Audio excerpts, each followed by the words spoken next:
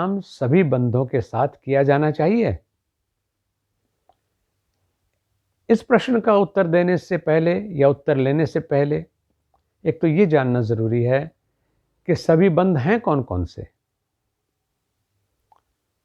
3 बंध हैं।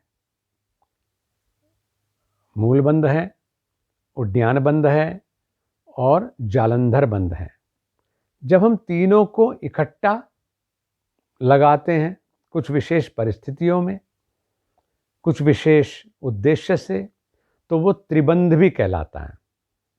यानी तीनों बंध एक साथ उसमें हम लगा लेते हैं। प्रयोग में महाबंध की भी एक स्थिति आती है, लेकिन ये तो सच है कि प्राणायाम बंध के बिना नहीं किया जाना चाहिए, लेकिन सभी बंध हर प्राणायाम में किए जाएं, ये न तो आवश्यक है और न ही ये संभव है।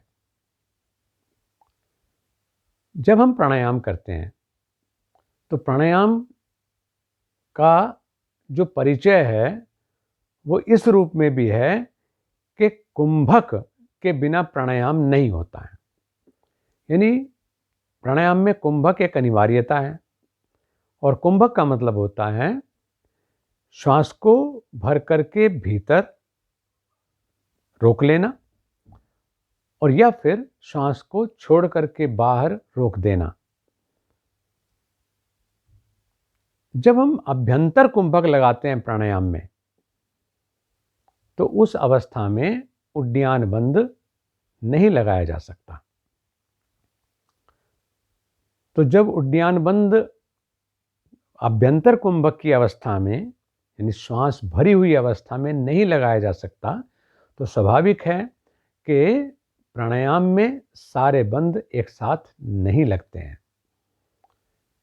जिस बंध की आवश्यकता हो, क्योंकि बंध पहली चीज है कि वो हमारे लिए सुरक्षात्मक उपाय है, एक शील्ड है हमारे लिए, हमारे अंगों के लिए, कि प्राणायाम में जिस समय प्राण का विस्तार हो रहा है, जिस समय कुंभक हम बढ़ा रहे हैं, उस अवधि में उस कुंभक में प्राण वायु के बढ़ते हुए जो मात्रा है, कितने सीसी हम हवा भर लेते हैं अपने भीतर और उसके ऊपर फिर फोकस करते हैं, तो उस अवस्था में हमारे जो अन्य अंग हैं वो एडवर्सली इफेक्ट ना हो, इसलिए मूल बंध का अभ्यास जरूरी है। और बल्कि ये समझें कि मूल बंध से ही प्राणायाम किया जाना चाहिए। उसमें हम कुंभक की अवस्था में अपने आप को प्रोटेक्ट कर लेते हैं, अपने अंगों को प्रोटेक्ट कर लेते हैं और प्राणायाम में परफेक्शन आता है। लेकिन ये अगर आपने प्रश्न किया तो भ्रामक है, या बल्कि कई अगर उसको हम मानते हैं कि सारे बंध हर प्राणायाम में किए जाना चाहिए, तो वो भ्रामक ही नहीं, वो गलत है। हमें मूल बंध हर प्राणायाम में हम करेंगे, करना चाहिए, उससे हमें लाभ होगा।